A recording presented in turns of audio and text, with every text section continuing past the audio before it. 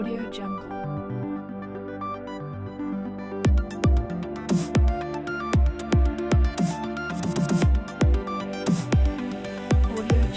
Bonjour à toutes et à tous.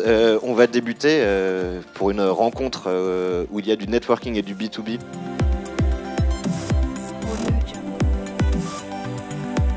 Dans le cadre de cette journée, l'occasion nous est donnée de rencontrer un certain nombre d'acteurs industriels du monde économique qui pourraient effectivement avoir des besoins en dimensionnement de réseaux d'énergie renouvelable et donc d'être capable de dialoguer avec eux et de leur proposer une aide technologique pour leur futur réseau d'énergie. On peut travailler aussi bien avec des grands groupes, c'est déjà le cas, mais aussi avec des PME, voire éventuellement avec des startups.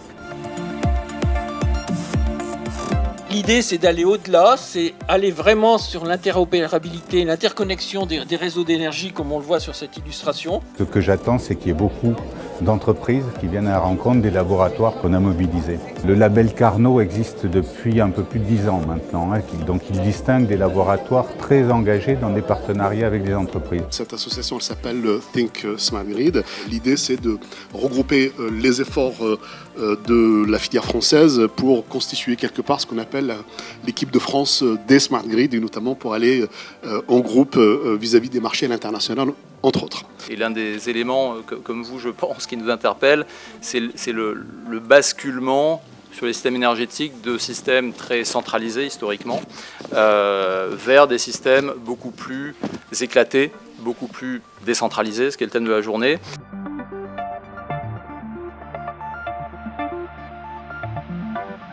Nous cherchons plutôt des cabinets d'architectes ou alors des gens qui travaillent sur l'énergétique du bâtiment. Des personnes qui sont intéressées par la gestion de l'énergie peuvent faire écho de ce que l'on recherche et peuvent vouloir intégrer ce que l'on propose à des projets plus grands.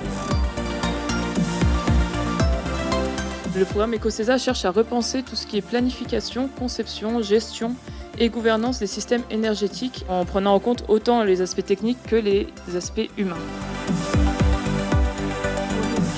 Travailler avec aussi les régulateurs, il y a la CRE qui est présente aujourd'hui, il y a Enedis présent, EDF, tous les acteurs importants dans le monde de l'énergie qui sont présents. Nous on ne les oublie pas, on intègre tout le monde et on a envie d'aider à réfléchir comment réussir cette transition énergétique tous ensemble et pas chacun de son côté. Souvent le stockage est perçu comme une façon de se déconnecter des réseaux. On pense qu'au contraire ça peut apporter de la valeur bien sûr pour la personne qui investit les systèmes mais aussi pour les réseaux parce qu'il y a un aspect de solidarité et d'inclusion dans la transition énergétique. C'est une volonté au niveau des citoyens de favoriser les circuits courts. Ça existe dans l'agroalimentaire, on voit bien quand on fait nos courses. Si je produis localement, je vais plutôt consommer ce que je produis que revendre ça sur les marchés que je ne connais pas trop, qui sont difficiles. Comme beaucoup, on cherche la technologie de rupture, l'innovation. Les startups ici présents proposent des modèles très intéressants, déjà intégrés. Et je suis venue là parce que en fait, je suis très intéressée par tout ce qui est interaction avec l'écosystème français pour développer, renforcer les coopérations qu'on peut avoir et sur toute une palette d'activités.